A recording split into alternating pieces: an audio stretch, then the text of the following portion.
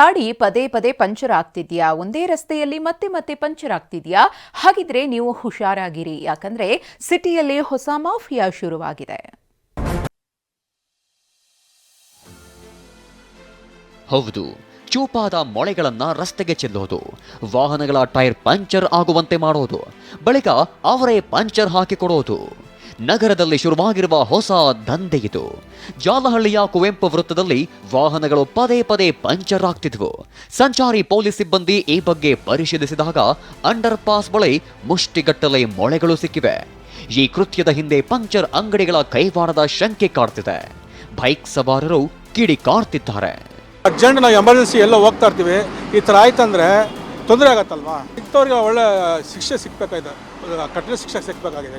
ಇಲ್ಲ ಆಂಬುಲೆನ್ಸ್ಗೆ ಹೋಗ್ಬೇಕು, ನಾಳೆ ದಿವಸ ಅವ್ರಿಗೆ ತೊಂದರೆ ಆಗತ್ತಲ್ಲ, ನಾಳೆ ಇವ್ರು ಮಾಡಿ ತಪ್ಪು ನಾಳೆ ಬೇರೆ ಕಡೆ ಅವ್ರಿಗೆ ಹಾಕಿದ್ರೆ ಮಾಡ್ತೀರಾ? ರಿವರ್ಸ್ ಆಗತ್ತ, ಕರ್ಮ ಬಿಡಲ್ಲ ಅವ್ರನ್ನ. ಬೇಜಾರಾಗ ಈ ಥರ ಮಾಡ್ಬಾರ್ದು, ತಪ್ಪದು. ಇದೆಲ್ಲ ಏನು ಗೊತ್ತಾ, ನೀವು ಹೇಳೋ ಪ್ರಕಾರ ಮಾಫಿಯಾ ಥರನೇ ಮಾಡ್ತಾರೆ ಇವರು.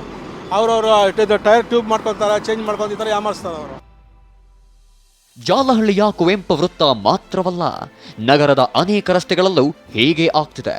ಸಂಕಷ್ಟ ಅನುಭವಿಸಿದ ಸವಾರರು ಇದೊಂದು ಮಾಫಿಯಾ ಅಂತ ಸೋಷಿಯಲ್ ಮೀಡಿಯಾದಲ್ಲಿ ಕಿಡಿಕಾರಿದ್ರು. ಪೊಲೀಸರಿಗೆ ಫೋಟೋಗಳನ್ನ ಟ್ಯಾಗ್ ಮಾಡಿದ್ರು. ಈ ಬಗ್ಗೆ ಪ್ರಶ್ನಿಸಿದ್ದಕ್ಕೆ ಟ್ರಾಫಿಕ್ ಜಂಟಿ ಆಯುಕ್ತರು ಹೇಳೋದೀಗೆ. ಏನು ಮಳೆಗಳನ್ನ ಒಂದು ಕ್ಲೀನ್ ಮಾಡ್ತಾ ಇರೋದನ್ನ ಹಲವಾರು ಬಾರಿ ಪಬ್ಲಿಕ್ ಕಂಪ್ಲೇಂಟ್ ಮಾಡ್ತಾ ಇರ್ತಾರೆ ನಮಗೆ. ನಾವು ಆಗಾಗ ಅಲ್ಲಿ ಕ್ಲೀನಿಂಗ್ ಮಾಡ್ತಾ ಇರ್ತೀವಿ. ಅದೊಂದೇ ಅಲ್ಲ, ಎಲೆಕ್ಟ್ರಾನಿಕ್ ಸಿಟಿ ಕಾರಿಡಾರಲ್ಲೂ ಕೂಡ ಮತ್ತು ಪಿಣ್ಯ ಹೈವೇಲ್ಲೂ ಕೂಡ ಕಂಪ್ಲೇಂಟ್ಸ್ ಬರ್ತಾ ಇರ್ತವೆ.